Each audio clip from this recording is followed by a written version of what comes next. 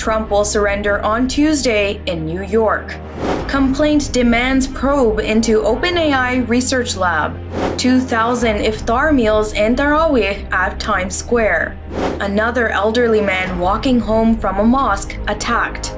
FIFA pulls Under-20 World Cup from Indonesia for Israel.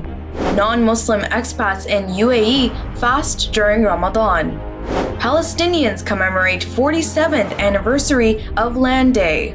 Kashmiri girl memorizes Quran and writes it by hand in 4 months.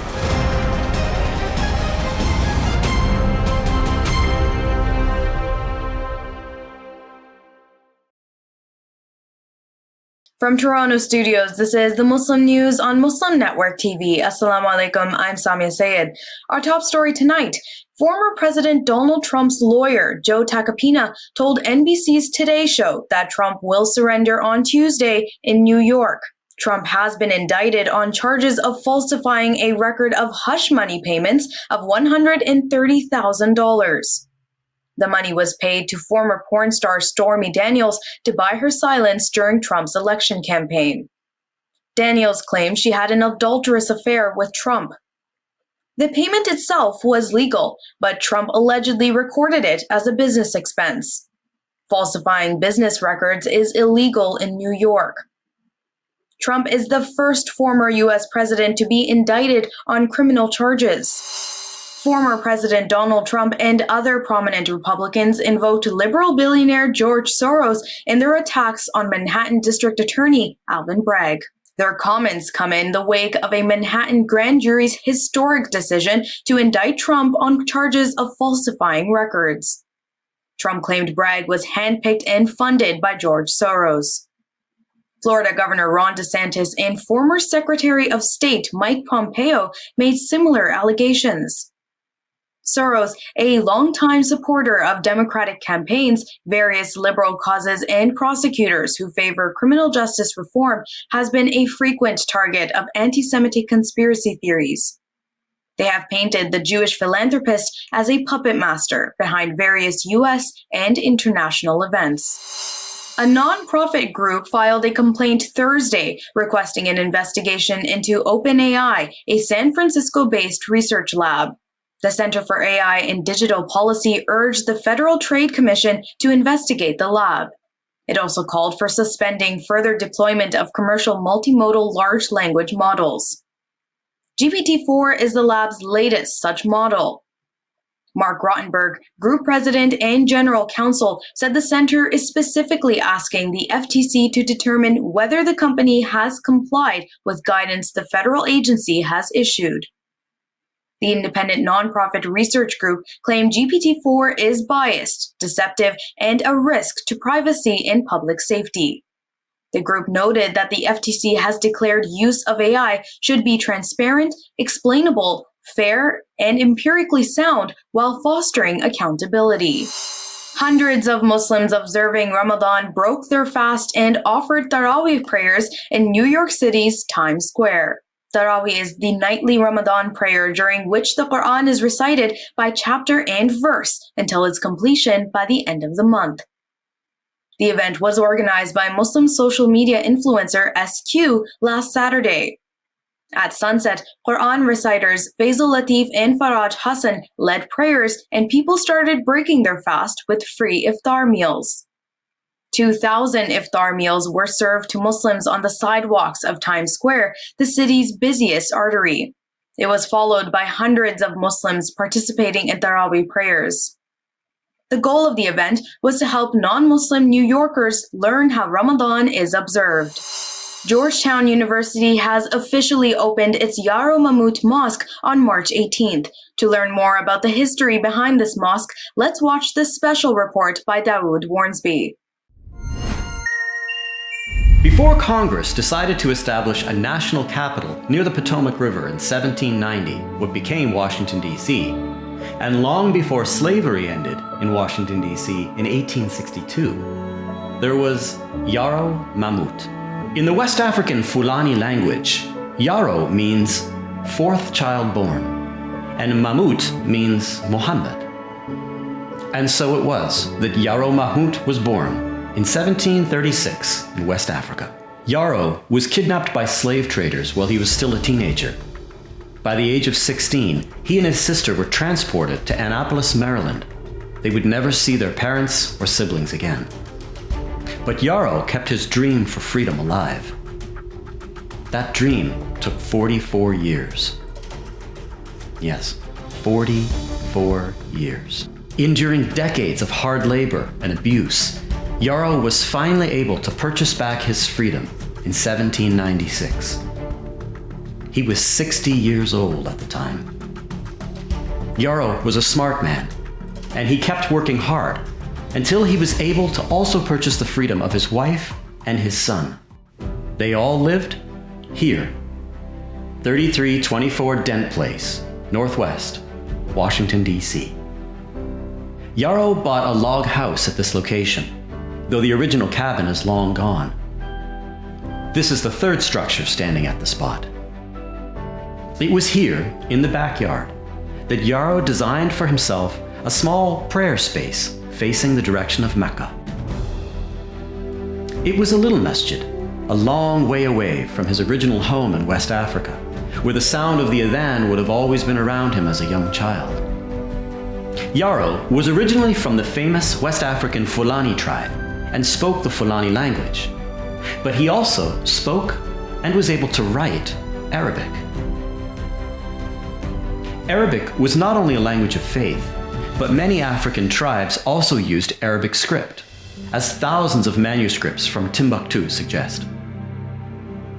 Sylviane A. Diouf, in her book Servants of Allah, quotes Baron Roger, a French colonial governor of Senegal.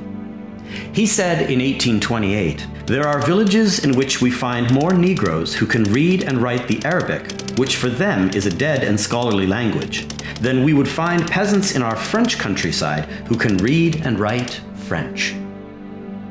Yarrow Mahmoud passed away in 1823. He was buried in the very backyard where he used to pray. A painter of the founding fathers of America, Charles Wilson Pale, also captured Mahmoud in an 1819 portrait. This is how he looked.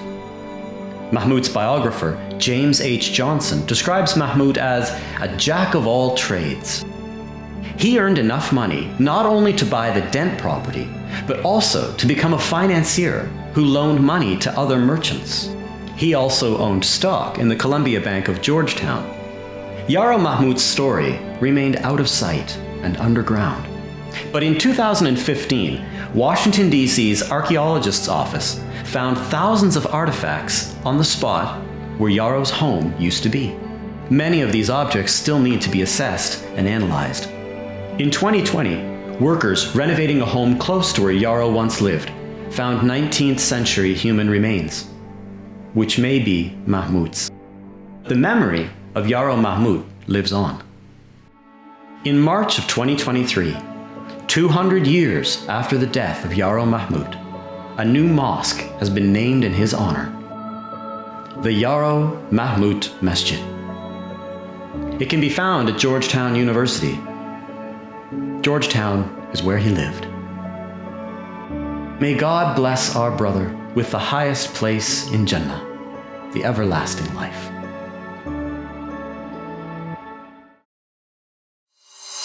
It was standing room only as dozens of people packed inside Minneapolis City Council chambers.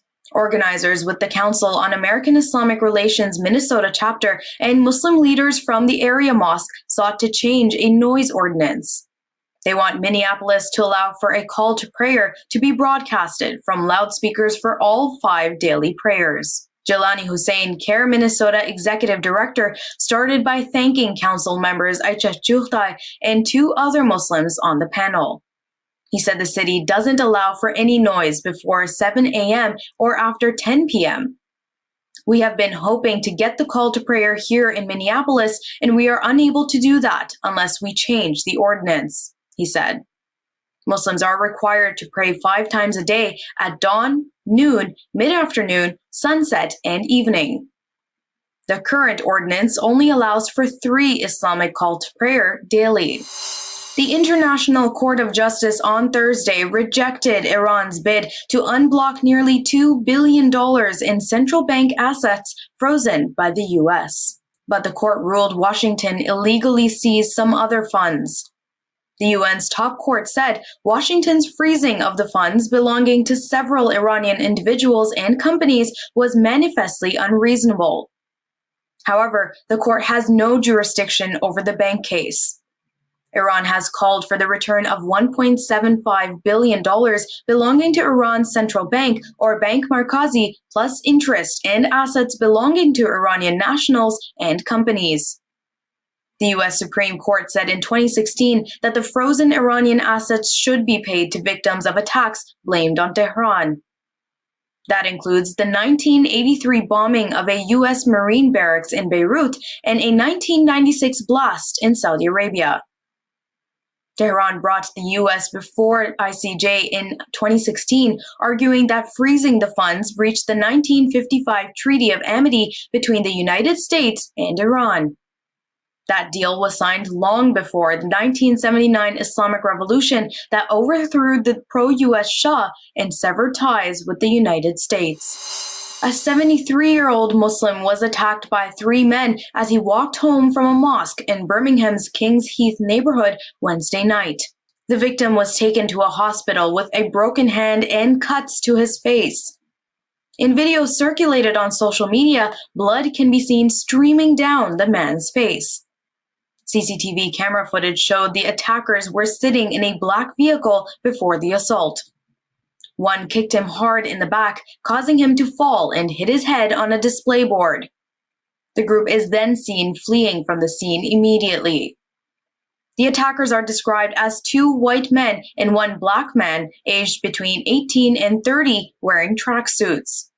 West Midlands police do not think there is any connection to an attack on another elderly Muslim man. He was set on fire while walking home from another Birmingham mosque on March 20th. FIFA pulls the Under-20 World Cup from Indonesia for Israel. That's coming up with more details after the break, so stay tuned and we will be right back.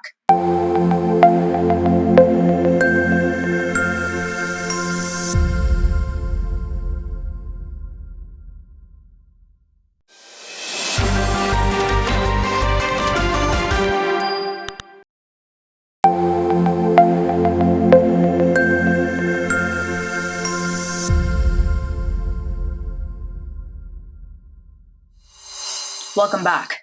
Indonesian football players, fans, and pundits were angered and saddened Thursday after FIFA pulled the Under-20 World Cup from the host nation. The move came weeks before the tournament was due to kick off following protests against Israel's participation. 2 influential governors advocated banning Israel from the competition. Indonesia and Israel do not have formal diplomatic relations. Support for the Palestinian cause in the world's most populous Muslim-majority nation runs high. FIFA's decision to find a new host nixes Indonesia's automatic qualifying spot. Indonesia faces another bout of isolation as it recovers from a stadium stampede that killed 135 people last year. An Indonesian Football Association video showed players with heads bowed and their coach in tears after receiving the news late Wednesday. Head coach Shin Tae-yong said he was heartbroken and tired after preparing the team for more than 3 years for the youth football showpiece. Palestinians in the Gaza Strip commemorated the 47th anniversary of National Land Day Wednesday. On March 30th, 1976, Israeli authorities confiscated vast areas of Palestinian land.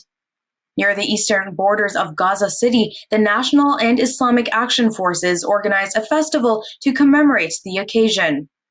Hundreds of citizens participated by raising Palestinian flags and pro-Palestinian banners. The Israeli army, stationed near the borders of Gaza City, fired tear gas canisters at the participants without reporting any injuries.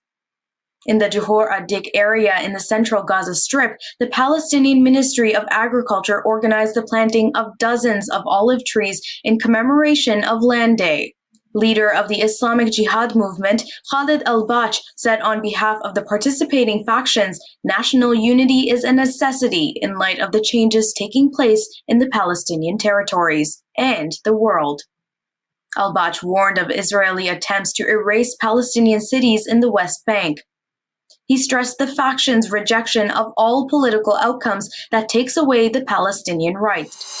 Russian artist Andrei Molotkin projected a sculpture featuring blood donated by Afghans along with footage of Prince Harry onto London's St. Paul's Cathedral on Wednesday. This was in protest against Prince Harry's controversial remarks about the number of people he killed in Afghanistan.